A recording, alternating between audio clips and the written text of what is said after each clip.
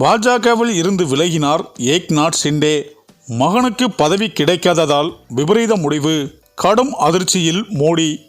அதாவது மகாராஷ்டிரா சட்டமன்ற தேர்தலில் பாஜக கூட்டணி அமோக வெற்றி பெற்றிருந்தாலும் ஆட்சி அமைப்பதில் தாமதம் ஏற்பட்டு வருகிறது. மேலும் புதிய அரசியல் யார் முதல்வர் என்பதிலும் அமைச்சர்கள் பதவிகளை பகிர்ந்து கொள்வதிலும் கூட்டணி கட்சிகளிடையே கருத்து வேறுபாடு இருந்து வருகிறது.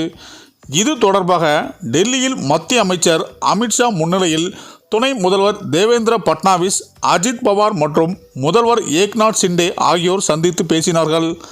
ஆனால் இந்த பேச்சுவார்த்தையில் இறுதி உடன்பாடு எட்டப்படவில்லை.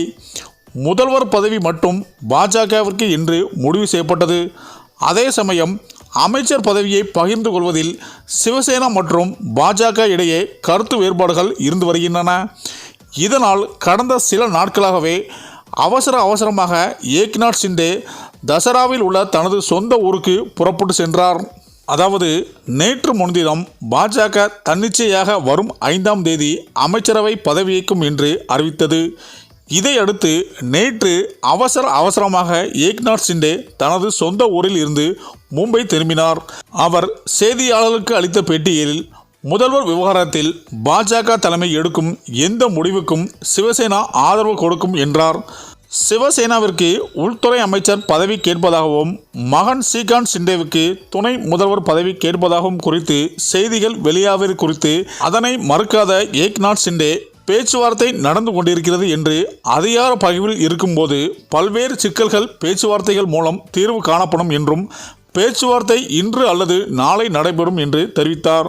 அதே சமயம் மும்பை ஆசாத் மைதானத்தில் அமைச்சரவை பதவியேற்பிற்கான ஏற்பாடுகள் தொடர்ந்து நடந்து வருகிறது. அமைச்சரவை பதவியேற்பு நிகழ்ச்சியில் பிரதமர் மோடி பங்கேற்பதை பிரதமர் அலுவலகம் உறுதி செய்துள்ளது.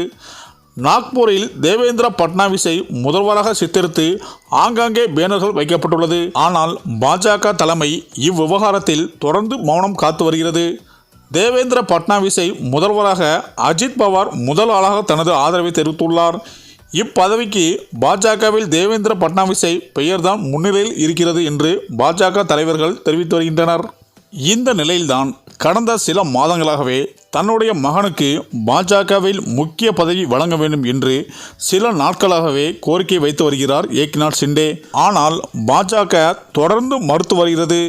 ஏனென்றால் பாஜகவிற்கு வேறு யாராவது முதல்வராக வந்தால் தன்னுடைய மகனுக்கு பதவி கிடைக்காது என்ற மன வருத்தத்தில் இருந்து வருகிறார் ஏக்நாத் ஷிண்டே.